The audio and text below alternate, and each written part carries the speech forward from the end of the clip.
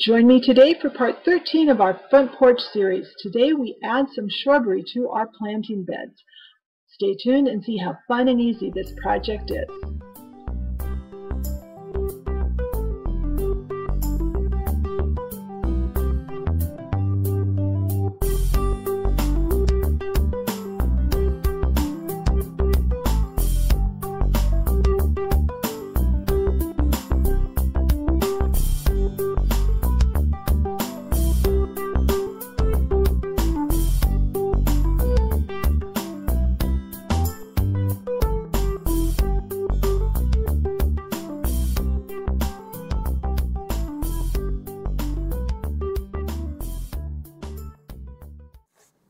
Alright, our first step in making our shrubs is going to be to create a base to build around. You can use anything. You could make a base out of clay, either polymer clay or air dry clay, or any clay. You could make a paper mache base.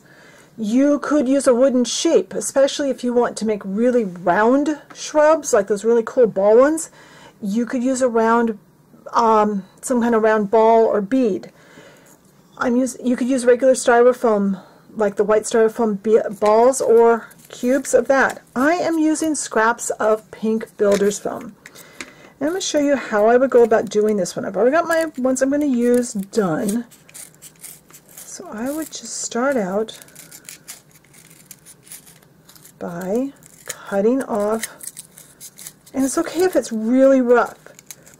That's fine. This is not meant to be a really perfect thing. It's going to be covered. We're not going to see this. We're going to hide this. This is just to make up the bulk. I always round off the bottom though, just so that it looks a little more natural, because shrubs don't come straight down to the ground usually. And there. Kind of round those corners. And you can make it any shape you want. If you need inspiration, get online and look online for some pictures. So let's go on to the next. We're going to put trunks on them for two reasons. Number one, it will be a way to put them into our project. But also, it's a way to hold on to them while we're working. Just going to put glue on there and stick it in. Don't have it stick through the top.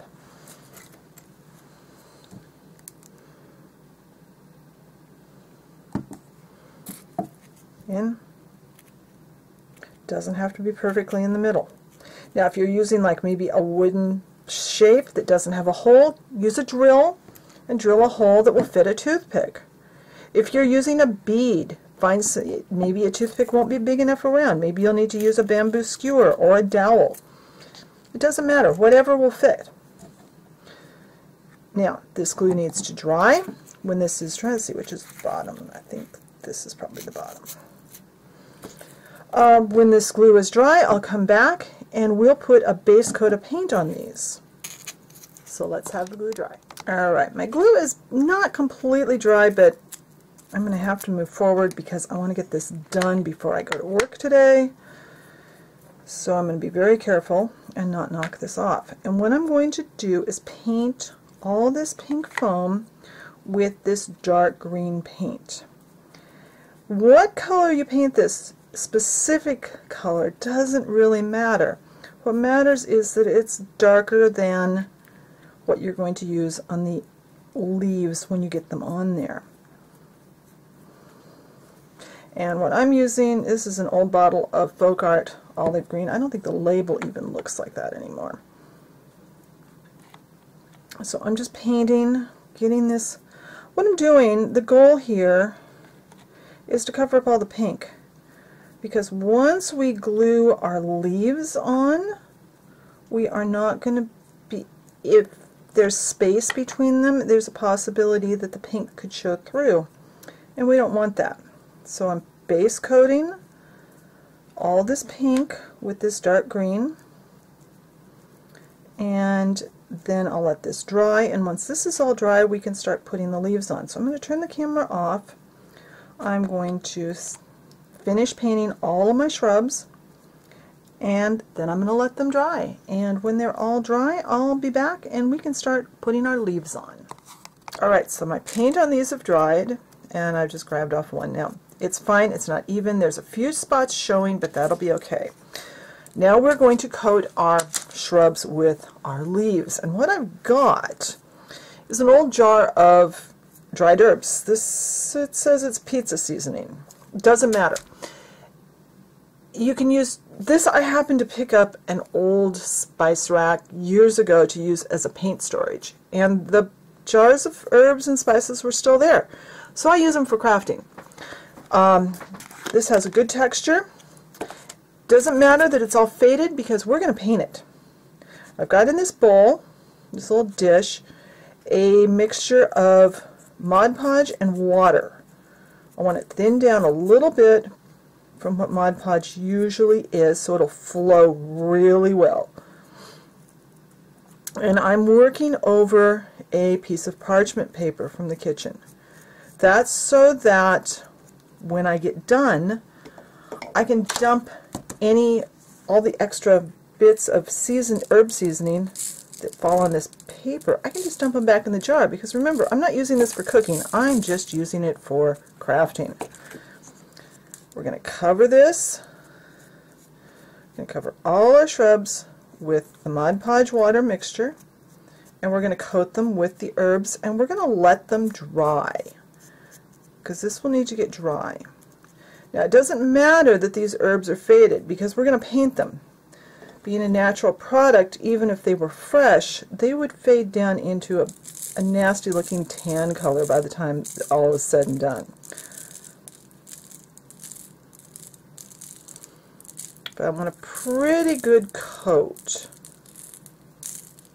So I'm going to do this with all my shrubs, and when this layer is dry, I'll come back and we'll move to the next step. Alright, now that the undercoat of Mod Podge is fairly dry, I'm using the same container of Mod Podge. This is because I've added water to it, it stays liquid for quite a while. And now I'm just going to dab it on over the top of our herbs. I might even just do this to get part of it, and then use the brush to kind of get it into the areas that didn't get down in there. Because we want to seal these on, so they don't, number one, so they don't come off, but also so they don't, a little bit less chance of critters wanting to get to them. So I'm going to coat all of my shrubs with Mod Podge water, and yes, some of the herbs are going to come off in here. That's okay. We'll still have a good coat. If when you get this done and it dries, if you see that you've got a big spot where you lost your herb coverage, just dab on some more Mod Podge, pour some more herb over it, and seal it again. Seal that spot again. But I'm going to get all of these done, and when they're done and dry, I'll be back. Alright, so here's what these look like after they have been coated in the herb leaves and then coated with a layer of Mod Podge. And remember, the Mod Podge was thinned down with water so it would flow a little better. Now we're going to color these. And I apologize if I'm repeating information. It's been a couple of days since I filmed last because life happened. I'll try and cover some of those details in the blog post if you're interested. You can check that there.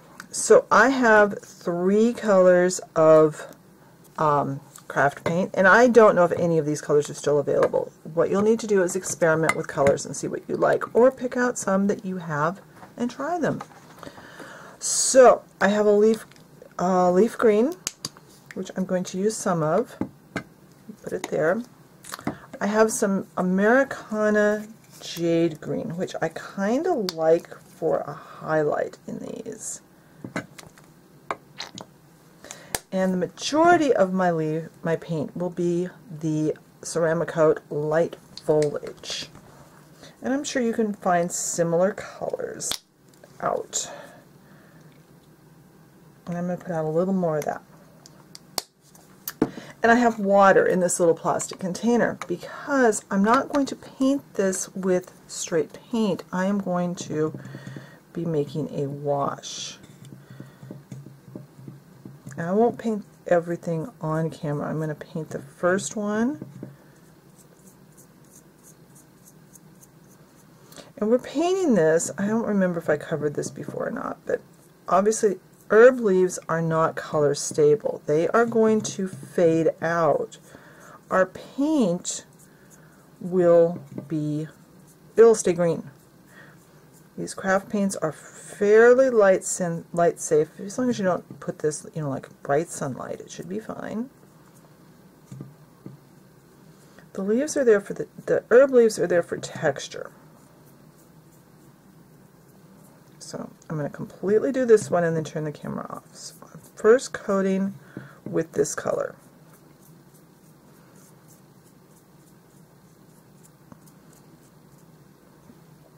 Now, same thing. Take some of this. I'm going to kind of blot in. This stuff came out pretty thin already.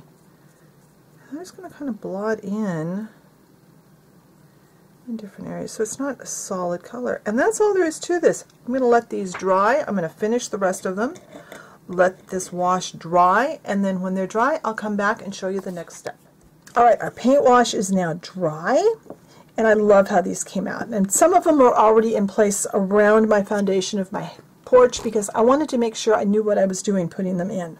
Tried a couple of different methods. But I love how these turned out. The leaves, because they're coated in the real leaves basically from the herbs, they look really cool.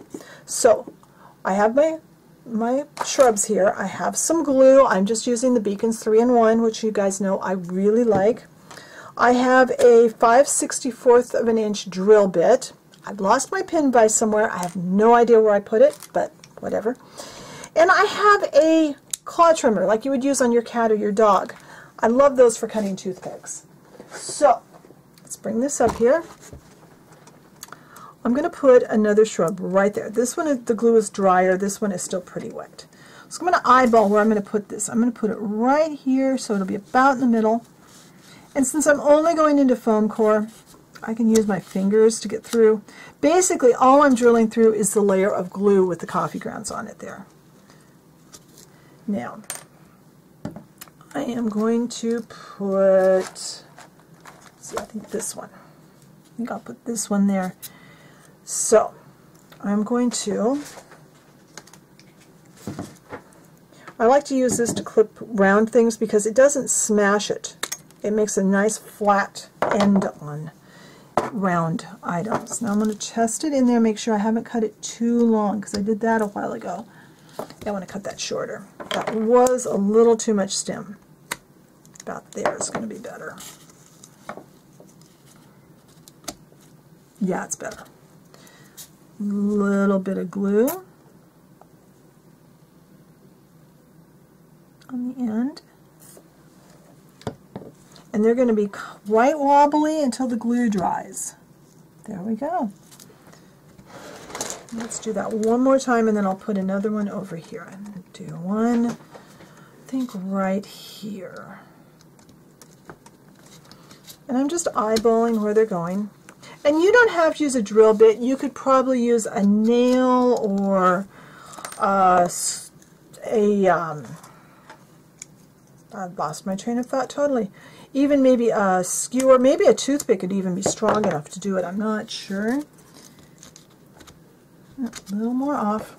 I always would rather cut it too long and leave too much and trim it a second time than cut off too much the first time.